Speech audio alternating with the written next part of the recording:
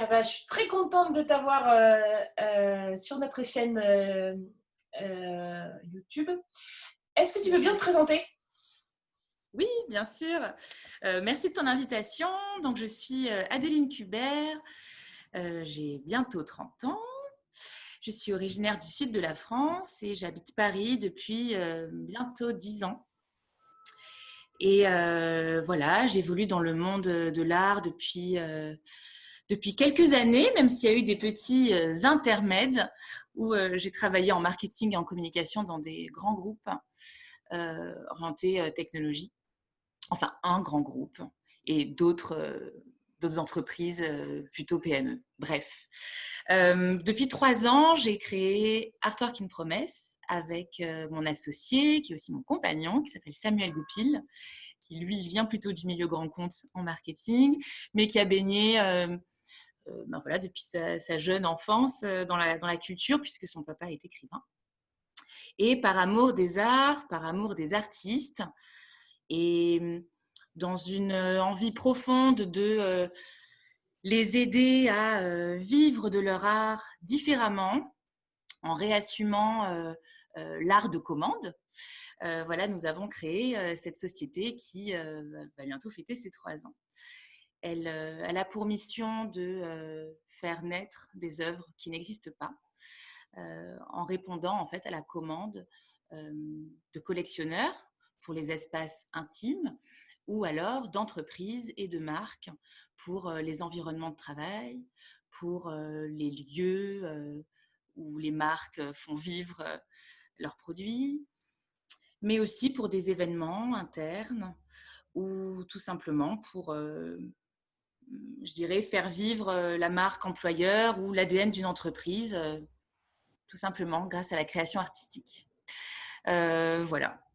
Ok. Et alors, du coup, bah, je rentre tout de suite dans le vif du sujet. Donc, toi, tu as l'habitude de travailler avec des entreprises. En fonction de ce dont elles ont besoin, tu vas leur proposer différents artistes pour créer quelque chose, entreprise artiste. Est-ce que tu aurais des conseils à donner à un artiste qui veut travailler avec des entreprises? Alors oui, je lui dirais de m'appeler, Ouais. évidemment. L'idée avec Artwork in Promesse, c'est pas juste de créer un lien entre l'artiste et l'entreprise. En fait, notre idée, elle est vraiment de servir aussi une vraie démarche. L'idée, c'est pas juste de faire un atelier d'art plastique ou de proposer un atelier où les artistes peuvent euh, animer un team building avec l'entreprise. L'idée d'Artwork in Promesse, c'est vraiment que la création artistique et que l'intervention d'un artiste puisse servir un espace architectural pour dire des choses de cette marque, de cette entreprise. Qui est-elle, comment elle travaille et quels sont ses engagements. Ou alors, pendant un événement, quand les différentes parties prenantes d'une entreprise, que ce soit des clients, que ce soit des collaborateurs, l'art sert aussi à faire passer des messages différemment par le prisme voilà, poétique, de la poésie, et pas par les méthodes traditionnelles de discours du président, ou des choses comme ça. Donc nous, notre vision, c'est vraiment que l'art est un levier pour raconter des histoires différemment. Et on est persuadé qu'aujourd'hui, c'est vraiment l'artiste qui peut le mieux faire ça, surtout dans le contexte qu'on vit actuellement. Pour une raison simple, c'est qu'aujourd'hui, les entreprises et les marques, elles ne peuvent plus mentir. Aujourd'hui, les entreprises et les marques, elles sont épiées sur les social media, par exemple, par leurs clients, par leurs consommateurs. Et aujourd'hui, si tu es une marque ou une entreprise et que tu racontes de la merde, pardon de l'expression, tu vas pas faire long feu. Parce que ça va se savoir, parce que ça va se dire, parce que ça va être répété, amplifié. Et nous, on part du principe que, parce qu'on les connaît bien, les artistes sont authentiques par leur création, par leur art. Ils ont un engagement personnel, ils y mettent de leur tripes dans leur création.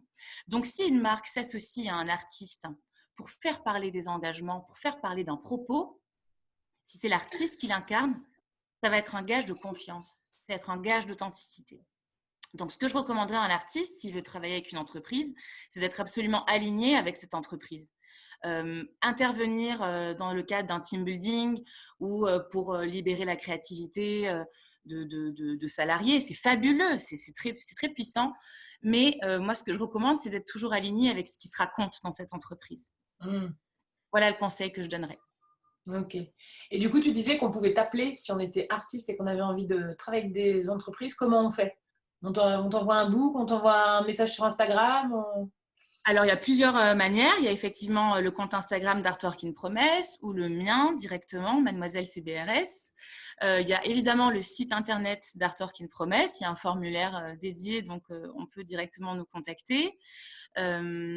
Et puis, je crois même qu'il y a une ligne téléphonique sur le site. Donc, vous pouvez prendre votre téléphone et directement nous passer un coup de fil. Nous, on échange avec les artistes puisqu'on travaille avec des artistes avec qui on s'entend bien. Sinon, on ne travaille pas avec eux. Donc, il faut qu'il y ait un feeling et un match qui se fait quand même entre nous et les créateurs et les créatrices. Et puis ensuite, on regarde évidemment le travail plastique ou le travail vivant, puisqu'on est en train aujourd'hui de réfléchir à une offre Artwork in Promesse avec les arts vivants, le théâtre, la musique, la danse. Et si du coup ce travail nous touche, on arrivera à le défendre et à en parler en face de nos commanditaires quand ils vont ou nous exprimer des besoins ou nous exprimer une envie justement de passer par la création artistique pour parler d'engagement, pour parler d'action. Enfin voilà, ça dépend le point de départ.